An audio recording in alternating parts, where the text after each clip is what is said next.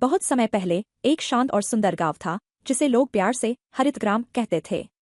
इस गांव की सबसे खास बात थी कि वहां एक विशाल जादुई कछुआ रहता था जिसे गांव वाले आदर से बुधिया कछुआ कहकर पुकारते थे।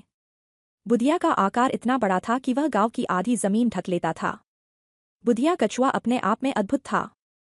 उसकी पीठ पर घना जंगल उगाया था जिसमें कई प्रकार के पेड़ पौधे और फूल खिले रहते थे। उसकी पीठ पर एक साफ सुथरी झील भी थी जिसमें मछलियां तैरती थीं और लोग उसमें पानी भी भरते थे। गांव वालों का मानना था कि बुधिया की पीठ पर उगे इस जंगल का हर पेड़ और पौधा एक विशेष औषधीय गुण रखता है। जो भी इस पेड़ की छाव में बैठता उसकी सारी थकान मिट जाती और बीमारियां दूर हो जाती। हर पूर्णिमा की रात को बुधिया गांव के बीचों बीच आ जाता और अपनी पीठ पर एक अजीब सा चमकता हुआ नक्षत्र बनाता।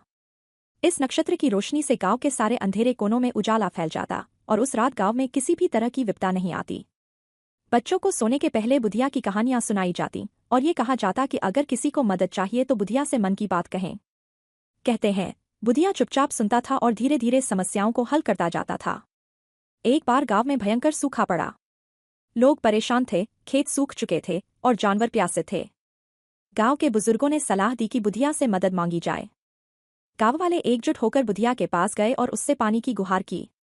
बुधिया ने अपनी पीठ को धीरे धीरे घुमाया और उसी पल उसकी पीठ पर उगी झील से पानी निकलने लगा। इस पानी से गांव वालों की प्यास बुझी, खेत हरे भरे हो गए और गांव की खुशहाली लौट आई। इस घटना के बाद से बुधिया कछुआ गांव वालों का सच्चा संरक्षक बन गया। गांव वाले उसे सम्मान और प्यार से देखते, उसकी सेवा करते और उसकी देखभाल करते। कहते हैं कि आज भी जो कोई उस गांव में जाता है उसे बुधिया कछुआ अपने जंगल की छाव में सुकून और शांति देता है।